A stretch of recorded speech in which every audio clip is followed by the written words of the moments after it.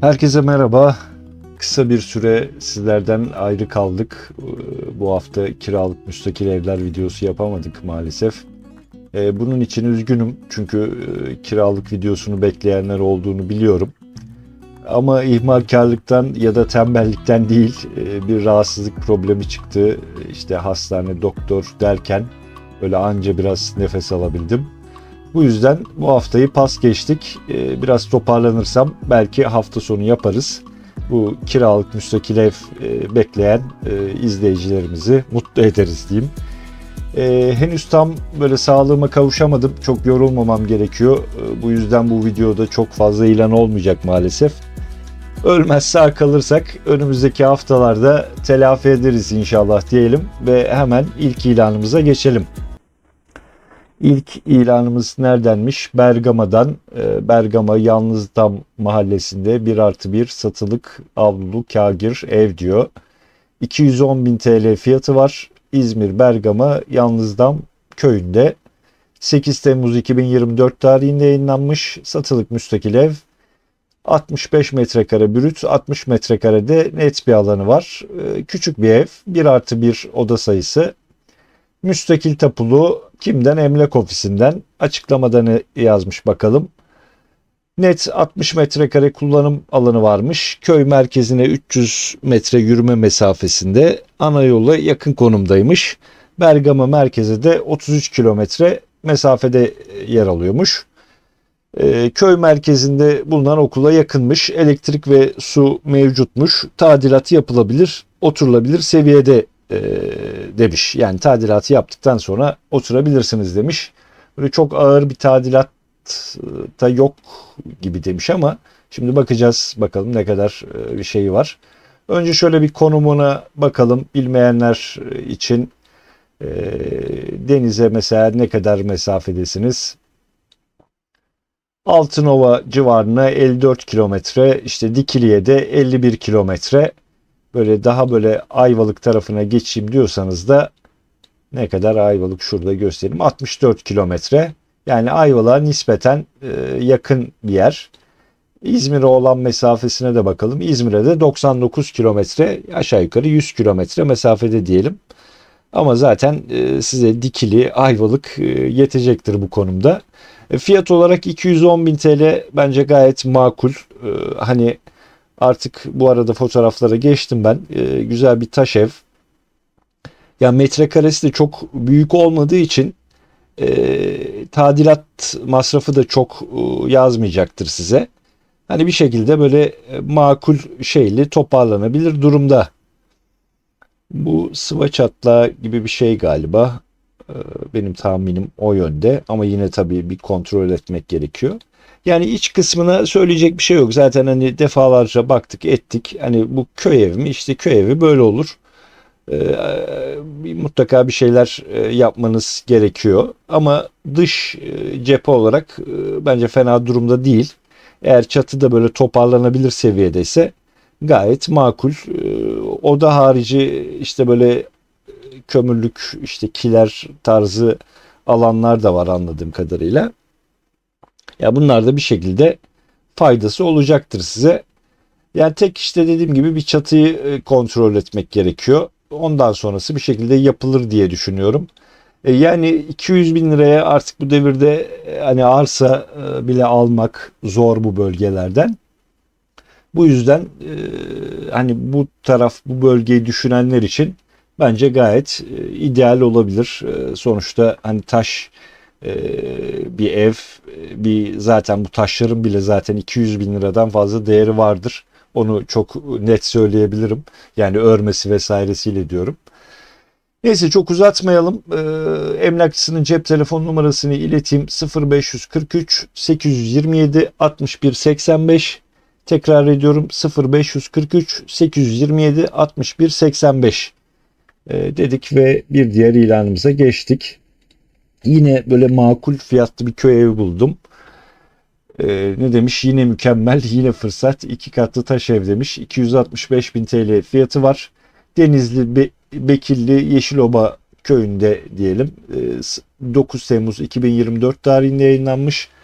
68 metrekare brüt, 65 metrekare net, 10 metrekare de bahçe alanı varmış. Oda sayısı 3+2 diyor.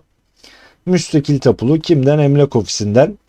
Temizlikle, boya badana ile geç evine otur, keyfe keder, masraf et, köyün göbeğinde muazzam bir yer demiş. Böyle sadece boya badanayla kurtulabileceğinizi sanmıyorum ama yine de bir bakacağız fotoğraflarına. Bu arada şöyle bir konumuna bakalım. Tamam, hani denize çok yakın bir mesafe değil. Sonuçta Denizli biraz daha içeride kalıyor.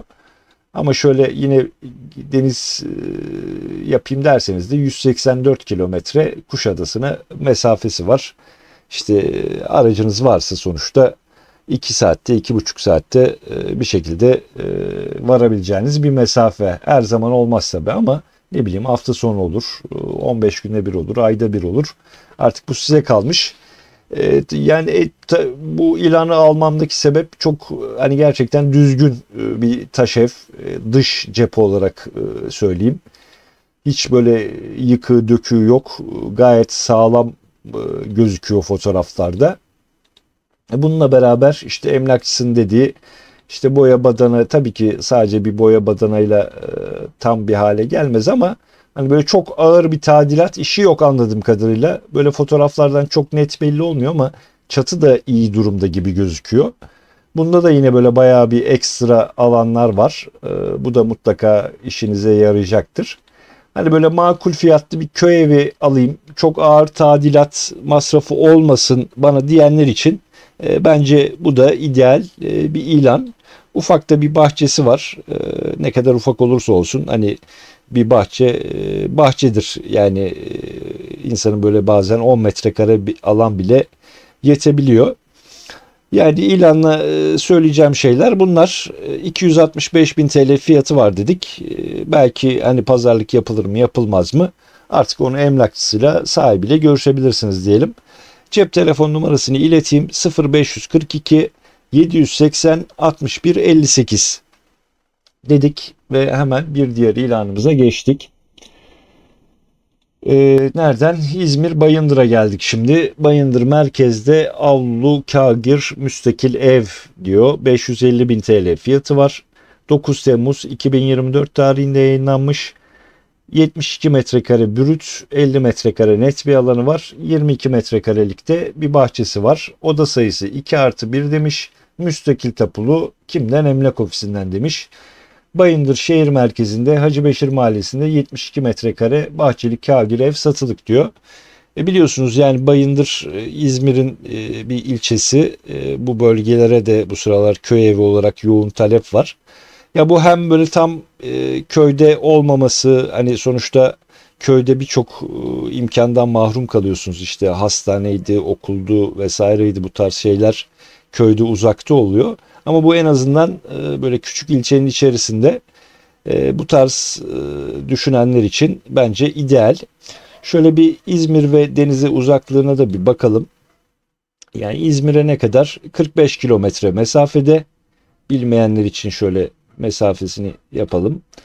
Denize ne kadar mesafedesiniz? Şöyle Kuşadası'na bakalım. Kuşadası'na da 53 kilometre. Gayet araç olduğu takdirde gidilebilir mesafeler. 550 bin TL fiyatı var dedik. Şu sarı ev ilana konu olan. Bakın yanında da çok güzel bir taş ev var. Yani bu da böyle küçük bir ev. Kutu gibi işte 2+1. Küçük de bir bahçesi var. Hem tadilat olarak sizi çok yormaz. Hem de söylediğim gibi ilçenin içerisinde olduğu için bu da bence bir avantaj. Küçük bahçeli, küçük bir köy evi. Elektriği, su gibi sorunlar da yaşamayacaksınız. Bunlar da anladığım kadarıyla var. Ya da alması kolay, öyle diyeyim. Bence yine bu bölgeyi, Bayındır bölgesini düşünenler için böyle çok ağır tadilat yükü de olmadığı için beğendiğim ilanlardan birisi oldu bu da. Çok uzatmayalım. Cep telefon numarasını ileteyim emlakçının: 0532 273 1105. Tekrar ediyorum: 0532 273 1105 dedik cep telefon numarası ve bir diğer ilana geçtik. Bu ev Balıkesir Ayvalık'tan, bununla ilgili açıklama yapacağım. Serkan Erdoğan'dan Ayvalık'ta 1+1 satılık müstakil ev diyor. 589.000 TL fiyatı var. 8 Temmuz 2024 tarihinde yayınlanmış. 150 metrekare brüt, 140 metrekare net bir alan demiş. Oda sayısı 3+1 demiş. Tapu durumu kat mülkiyeti kimden? Emlak ofisinden. Açıklamasına bir bakalım. Ayvalık Kırcalar köyünde 1+1 müstakil ev diyor. Ya o zaman niye buraya 3+1 oda sayısı yazdın? O da ayrı bir soru işareti. Neyse. Biz 1+1 olarak kabul ediyoruz. Çift tarafı yol cepheli olup bahçesi çevrilidir demiş. Ayvalık merkezi 18 kilometre, deniz kenarına ise 8 veya 9 kilometre uzaklıktadır demiş. Köyün tam ortasındaymış. Evimiz müstakil tapuludur. Elektrik ve su aboneleri vardır demiş. Tapuda ve belediyede ev olarak geçmekteymiş. Bu yüzden tadilat yapabilirsiniz ya da yeni bir inşaat kurabilirsiniz demiş. Evimizin çatısı ve temeli çok sağlamdır. Kullanabilirsiniz. Çatısı bile 250.000 TL eder. Acil ihtiyaçtan dolayı bu fiyattadır demiş. 53 metrekare net bir tapu alanı var. 90 metrekare hazine arsası bulunuyormuş. Toplamda 143 metrekareymiş. Yani bu evin olduğu yer 53 metrekare. Bu bahçe alanında 90 metrekare olarak hazineye ait bir yer. Elektrik suyu aktif haldedir demiş. 30 yaşın üzerine olan evimiz uzun zamandır kullanılmakta olup tamir ve tadilat gerektirmektedir demiş. Her gün Ayvalık merkeze köy dolmuşu çalışmaktadır demiş. Şimdi bu ilanla ilgili şöyle söyleyebilirim. Bu ilan ara ara yayınlanıyor, tekrar kalkıyor, 650'ye işte yazılıyor, tekrar düşüyor. Yani bir şekilde satılmıyor. Hani Ayvalık bölgesinde biliyorsunuz yani ev bulmak, hele böyle makul fiyatlı bir ev bulmak zor. Yani ev de böyle çok gerçekten harabe, yıkık dökük değil. Ya insanlar bilmiyorum metrekaresinden mi acaba korkuyorlar veya şu hazine arazisi olayından mı çekiniyorlar? Niye bu ilan devamlı böyle yayınlanıyor sonra tekrar kalkıyor bilemiyorum. Ya iç kısmı zaten köy evi, hep söylüyoruz yani iç kısmından çok konuşacak bir şey yok. Yerlere işte mecbur işte artık bir parke vesaire bir şey yapılacak. İşte duvarlar belki alçı vesaire tarzı bir şeyler yapılabilir. Yani bilmiyorum insanların acaba korktuğu bu 90 metrekare hazine arazisi olayı mı? Hani o olmasa bile sonuçta 53 metrekare olarak saysanız bile hani Ayvalık'a bu kadar yakın, denize 8-9 kilometre mesafede bu kadar yakın bir ev bu fiyatlara bulmak gerçekten çok zor. Yani ilanları hep beraber geziyoruz. Siz de aşağı yukarı fiyatları biliyorsunuz. Yani bilmiyorum, bu evi gerçekten merak ediyorum. En son olmadı emlakçıyı arayacağım. Neden bu ev satılmıyor? Bir problemim var, başka bir durumum var diyeceğim. Çünkü hani bölgeye göre fiyat gerçekten iyi. Ama işte söylediğim gibi belki insanlar bu 90 metrekarelik hazine arazisi durumu canlarını sıkıyor olabilir. Ama demin de söyledim, hani bırakın 90 metrekareyi, sadece bu 53 metrekarelik bir alan için, ki burada işte tapuda ev olarak geçiyor, çatısı yapılı, ne bileyim taş bir ev, sonuçta hani bunun bile bir değeri var. Bakın tapuyu da koymuş zaten buraya. Ada Paftu numarası tapuda ne kadar geçiyor? 46.48 metrekare olarak geçiyormuş. Niye 50 metrekare yazıyorsun? Bu da ayrı bir konu. Yani Ayvalık tarafını düşünenler için bence emlakçısıyla bir irtibata geçirip detaylı bilgi alınabilir. Bu yüzden hani bu ilan bayağıdır gözükmüyordu. Tekrar yayına girmiş. O yüzden bunu da almak istedim. Çok uzattım. Emlakçısının cep telefon numarasını vereyim. 0532 732 27 50, tekrar ediyorum 0532 732 27 50. Hani bu ilanı arayıp da böyle ekstra bir olumsuz durumu vesairesi olanlar lütfen bize de iletsin yorumlarda. Hani nedir bu durum? Öğrenelim, merak ediyorum gerçekten. Çünkü bu Ayvalık tarafında bu evin hala durması beni şaşırtıyor. Dedik ve bir diğer ilanımıza geçtik. Şimdi Kaz Dağları bölgesine, biliyorum oralardan da çok bakanlar var. O yüzden bunu eklemek istedim.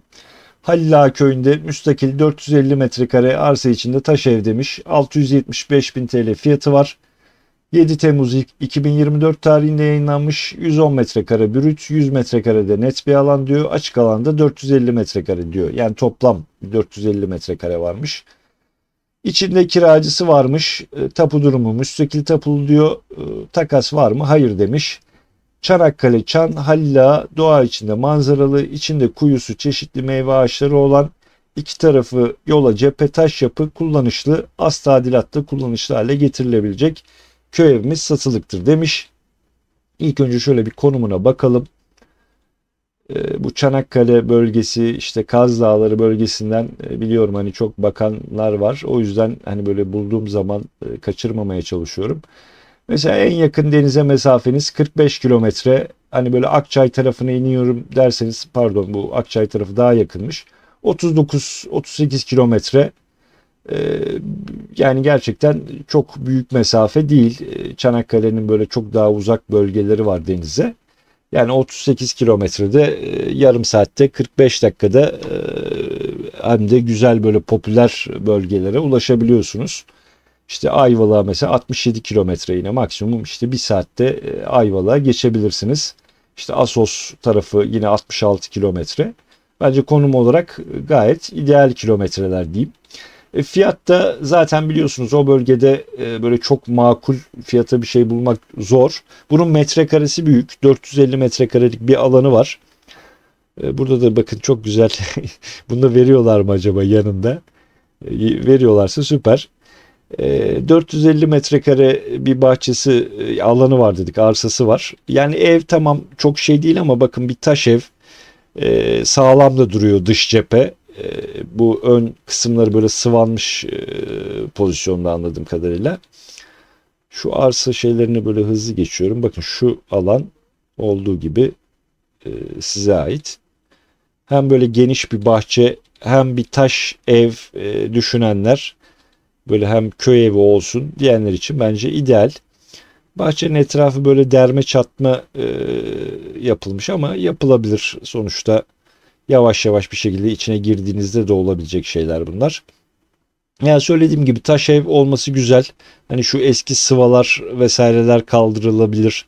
Bu bazı yerlerini anladığım kadarıyla yine böyle ek bölmeler de yapmışlar taş ev harici kısma. Bu kiremitler eski kiremitler galiba, şu an ya saç pardon, ya saç ya ondülün gibi bir şeyle yapılmış durumda çatı durumu. Ama içinde hani kiracı da varsa bir akıtma olduğunu sanmıyorum. Söylediğim gibi bakın bu da diğer bir cepheden taş ev.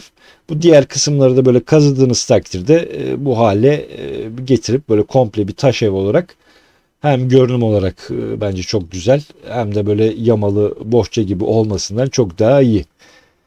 Çatıya dediğim gibi bakıyorum, işte ya saç ya da ondülün yapılmış.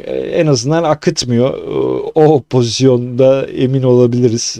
Söylediğim gibi içinde kiracı da varsa böyle akan kokan bir evde oturmaz muhtemelen. Bazı pencerelerinde yine bir değişiklikler yapılmış. Kaz Dağları için böyle çok hani böyle kelepir de diyemem. Ama yani taş ev başlı başına bir değer, böyle çok ağır böyle yıkık döküklüğü de olmadığı için bence ideal. İç kısmını yani söyleyecek bir şey yok. Köy evi zaten bu. Kendi zevkinize göre artık bir şeyler yapabilirsiniz. Ama böyle hani bazı ilanları görüyoruz, işte hani çatı komple gitmiş, ne bileyim duvarlar yıkık vesaire. Bu öyle bir pozisyonda değil. En azından böyle ilk kendinizi atıp içine yavaş yavaş içinde de bir şeyler yapılabilir. Böyle ufak ufak masraflarla düzgün bir hale getirilebilir diyeyim. Bu da Kaz Dağları'na ve hani böyle denize olan yakınlığıyla, yani çok yakın değil elbette ama hani bu bölgeye göre yakın sayılır diyeyim. İdeal ilanlardan biri, o yüzden bunu da ekledim diyeyim ilanların içerisine. Yine çok uzattık, uzatmayayım. Cep telefon numarasını vereyim: 0554 929 0036. Tekrar ediyorum: 0554 929 0036. Emlakçısının cep telefon numarası dedik ve hemen bir diğer ilanımıza geçtik. Bu alternatif bir bölge, benim bulunduğum bölge. Hani bizi tanıyanlar biliyordur. Daha doğrusu videomuzu izleyenler, takip edenler biliyordur diyeyim. Bolu Mudurnu Büyük Cami'de acil satılık dubleks müstakil ev. Bu bölgeden böyle çok genellikle ev almıyorum ama anlatacağım sebebini biraz sonra. 8 Temmuz 2024 tarihinde yayınlanmış, daha doğrusu yenilenmiş diyeyim. Satılık müstakil ev diyor. 80 metrekare brüt, 70 metrekare net bir alanı var. Oda sayısı 4+1. Kat irtifaklı. Kimden? Emlak ofisinden takas, hayır demiş. Açıklamada ne diyor? Arsa 146 metrekare toplamda. Evin oturum alanı brüt 80, net 70 metrekare bir alan. Giriş katı, mutfak artı kiler ve salon var. 2 tane kapalı balkon diyor. Üst katta 2 yatak odası, salon, banyo ve WC bulunmaktadır diyor. En alt katta da 3 tane kömürlüğü var. Güneş enerjisi mevcuttur. Bahçede erik ve ceviz ağacı var. Tapuda niteliği bahçeli, ahşap ev ve samanlık olarak gözüküyormuş. Ön kısmında kanal ve çocuk parkı bulunmaktadır diyor.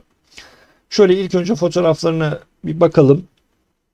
Şimdi bu evin ilk ilana çıkış fiyatını biliyorum. 2 milyon 250 bin TL bir fiyatı vardı. Bu arada ben fotoğrafları geziyorum. Hani ev böyle gerçekten hiç işi yok denilecek bir ev. Hani tadilat masrafı neredeyse yok denecek kadar az. İşte ne bileyim, mutfağı olsun, işte zemin, işte çatısı vesairesi, güneş enerjisi, şusu bu suyla gerçekten para harcanmış ve ciddi anlamda oturulabilir halde bir ev. Zaten oturanlar vardı. Şu an boşaldı. Ne diyordum? Evet, 2 milyon 250 bin TL bir fiyatla çıktı. Yaklaşık 6-7 aydır satılık bu ev. Hani ilanlardan değil, yakınımda olduğu için biliyorum durumunu. Bazı özel sebepleri var. Ondan dolayı bu kadar düşük bir hale geldi. Hem böyle piyasanın durgunluğu hem de böyle bazı özel sebepleri var. Şimdi burada yayında bunu anlatmak olmaz. Böyle ciddi olarak satın almayı düşünenler hani yorumlardan veya işte Instagram'dan bize ulaşsın. Durumunu da anlatırım. Yani 2 milyon 250 gerçekten o zaman da söylemiştim etmez fiyat, ama şu an 975 bin lira ve hani hem böyle artık hani sıfır neredeyse, çok çok böyle ufak tefek belki tadilat şeyi çıkabilir size. Onun harici gerçekten her şeyle yapılı bir ev. Onu diyordum yani 975 bin lira burası için ve bu kadar hazır yapılı bir durumu için gerçekten makul bir fiyat diyebilirim. Yani 2250 değil fiyatı, o zaman da söylemiştim işte eski sahiplerine bunun, ama 975 bin lira da değil bence buranın değeri. Bence daha fazla, yani 975 bin lira değil, ama belki şu an hani bu aciliyetten dolayı belki birazcık daha pazarlık da yapılabilir. Bilemiyorum son durumunu, artık ne kadar düşer ne kadar düşmez. Çünkü oldukça çok fiyat düşüşü olmuş durumda. Hani kiralık vesaire olarak isteyenler de çok oldu burayı. Ama hani dediğim gibi o özel sebeplerinden dolayı vermediler. Sadece satılık pozisyonda şu an. Abant Gölü'ne yakın olayım, işte Mudurnu sakin, güzel böyle konakların olduğu, ormanlara, doğaya yakın bir yerde emeklilik hayatı geçireyim diyenler için bence gayet ideal, hem fiyat olarak hem de ev olarak. Tek dezavantajı bence bahçe, çok küçük bir bahçesi var. Bahçe var demiş ama hani böyle bir avlu gibi bir şey neredeyse, öyle diyeyim. Ama hani bir şekilde yine de ne olursa olsun o alan bile yeterli olacaktır diyelim. Çok uzatmayayım. Emlakçısının cep telefon numarasını vereyim. 0533 760 26 76 0533 760 26 76. Bu arada hani ne emlakçıyla ne sahibiyle falan herhangi bir şeyim de yok, bir bağım da yok. Bunu da dipnot olarak belirteyim. Bu haftalık bu kadar ilan yeterli. Daha doğrusu yeterli değil ama hani benim gerçekten çok takatim yok. O yüzden bu haftalık bizi mazur görün lütfen. Haftaya belki daha böyle biraz toparlarsak telafi ederiz diyelim. İzlediğiniz için teşekkür ederim. Ölmez sağ kalırsak diğer videolarda görüşmek üzere. Kendinize iyi bakın. Hoşça kalın.